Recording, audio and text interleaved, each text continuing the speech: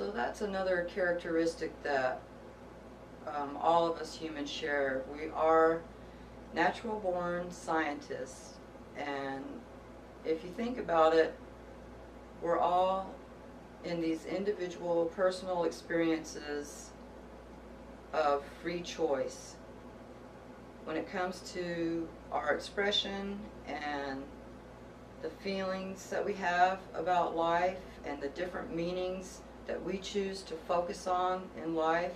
It's like a grand experiment, and when we choose an expression, we actually experience it and see what that's like. And we may choose an expression that we don't like the feeling of, and this creates a problem for us, and we're like, I don't like that feeling. So we pull back and we look at that expression and we say, well, how can I go about expressing myself in a way that I'm not experiencing, say, so much fear?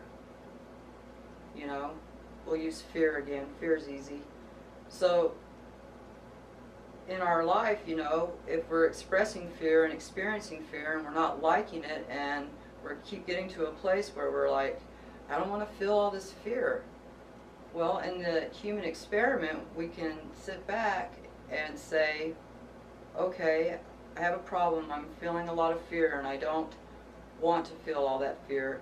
So how do I go about, you know, what's my prediction or my hypothesis or my guess about how I could go about not feeling so much fear in my life?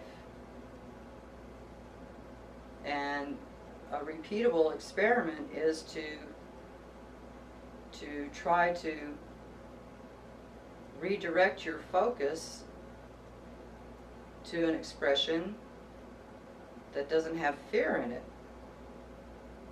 like happiness or peace or just curiosity or humor. You know, sometimes there's a little bit of humor with fear. Those do cross over sometimes, and things are not always just cut and dry. But what I'm saying is there's been plenty of humans who have felt fear, and they've experimented with their feelings and taken the time to even write books and talk to people as much as they can to say that you can experiment with your focus of attention, and you can choose to focus on a different feeling if you don't want to feel fear. For years I was choosing anger. Well, I was choosing a different expression, you know. It wasn't a very good feeling though, so I was like trading one bad feeling for another bad feeling just to keep it in simple terms, you know. And I don't recommend that experiment to anybody. I can tell you that fear will, you know, fear will shrink down in the presence of anger, but then you get to feel all the crappy stuff you feel in anger, you know. And there's plenty of people who have discovered, well, there's other things that you could do, you know. And there's experiments that other people have done on themselves, and they're humans, and so are we, so we can repeat the experiment and see if we get the same result. And if the experiment is to try shifting our focus to another feeling and seeing if we can actually get to that other feeling and not feel so much fear in our life and not express and experience so much fear in our life, then we're doing that experiment on ourselves.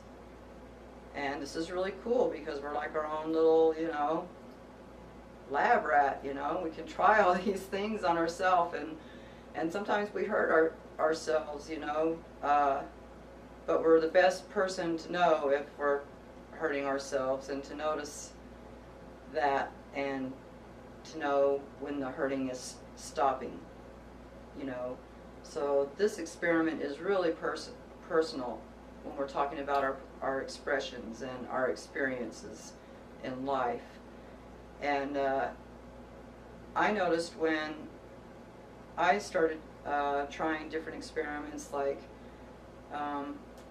repeating mantras, repeating positive affirmations to myself during times where I felt fear, to get myself from that fear place to a better place. I noticed that in my experiment I was running into a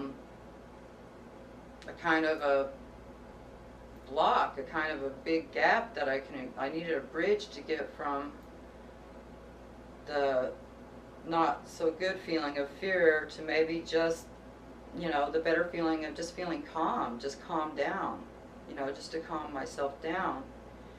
And this is an experiment I'm talking to you about right now that I did, that you can repeat and see if you get the same result. But I couldn't just jump from fear to calm. I had to do some talking to myself. I had to talk myself down. And part of what I did was I would find words that held like a charge for me, like the simple words of, I really don't have to feel this way if I don't want to. Those are simple words, and maybe that don't ring a bell for you, but that's part of the test. Find some words that ring a bell for you, that actually calm you down, and then just sit with those words. Let those words go through your mind for a little while, just so you can have the space between one feeling and another, because it's not likely that you're going to jump from this one feeling to another.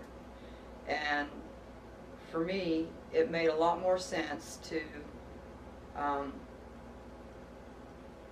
tell myself that I'm just going to start moving from the fear, and the first thing to move from the fear to peace or happiness or some other completely different feeling was to get calm and to get quiet. And I use words. I use language. I talk to myself and calm myself down. And I don't think that this is unique to me. I think that when we do calm down, it is usually because we have found something to say to ourselves inside that brings that calm. And so this is where I want to start to get into the relationship between us humans and words, because the influence of words in our lives and the power that words have to shape not just our personal life, but the life of the whole human us, the whole human we, that's huge. Words are true human currency. Words are our primary tool, our primary device for communication, for communion, for bringing the non-physical into the physical, because it's words that we think in. And words are related to the meanings that we are living in. Words are the names of the meanings that we're living in.